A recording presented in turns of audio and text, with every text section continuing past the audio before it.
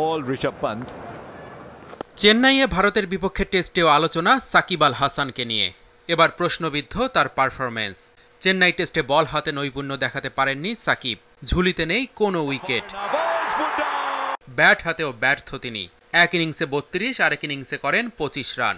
সব মিলিয়ে যে প্রশ্নটি কখনো ওঠেনি সেটি জিজ্ঞেস করা হলো ম্যাচ পরবর্তী সংবাদ সম্মেলনে।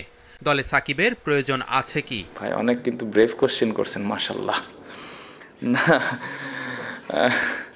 আমি যেটা বললাম যে আমি অ্যাজ এ ক্যাপ্টেন হিসেবে সত্যি কথা বলতে যে জিনিসটা দেখি, এটা শুধু সাকিব ভাই বলছি না, আমি যেটা দেখি যে কতটুকু কষ্ট করছে এবং কামব্যাক করার জন্য যা যা করা দরকার সেই কাজগুলো করছে কিনা, টিমের প্রতি ইন্টেনশনটা কীরকম, এই জিনিসগুলো আমি খেয়াল রাখি বা আমি চেষ্টা করি যে ওই প্লেয়ারটা টিমকে দেওয়ার জন্য কতটুকু প্রস্তুত, 100% কিনা। এটা অনেকে ভাবতে পারে হয়তো সাকিব ভাই দেখে আমি বলছি, বাট জিনিসটা এরকম নয়। একটা নাহিদ রানা থেকে শুরু করে মুশফিক ভাই পর্যন্ত সেম জিনিসটাই কিন্তু আমি দেখার চেষ্টা করি।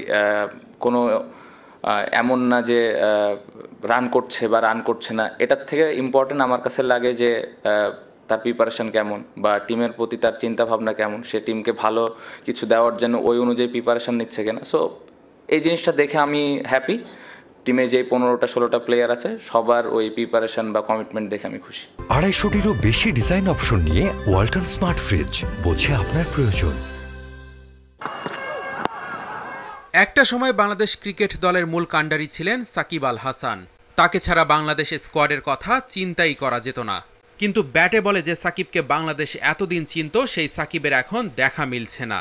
অভিযোগ উঠেছে তার আঙুলে আগে থেকেই চোট ছিল, তারপরও তিনি একাদশে ছিলেন। আঙ্গুলের যে ব্যাপারটা টেপ পাইছেন, ব্যাটিংয়ে গ্লাভসে একটা বল লাগছিল, আপনারা যদি খেয়াল করে দেখেন তো ওইখানে একটু ব্লিডিংও হয়েছিল, যার কারণে টেপটা পেঁচানো।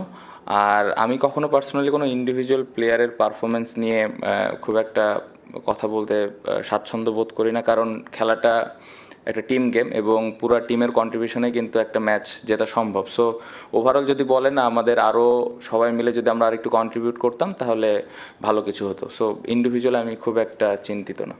চেন্নাই টেস্টের প্রথম ইনিংসে সাকিবকে 53তম ওভারে বোলিংয়ে এনেছিলেন শান্ত। সাকিবের মতো বোলারকে কেন এত দেরিতে আনা হলো তা নিয়েও অনেকে প্রশ্ন তুলেছেন। ফার্স্ট ইনিংসে আপনি যদি দেখেন 3 পেস বোলারই দারুণ বোলিং করেছে। সো আমার প্রয়োজনই পড়েনি তাকে বোলিংয়ে আনার জন্যে।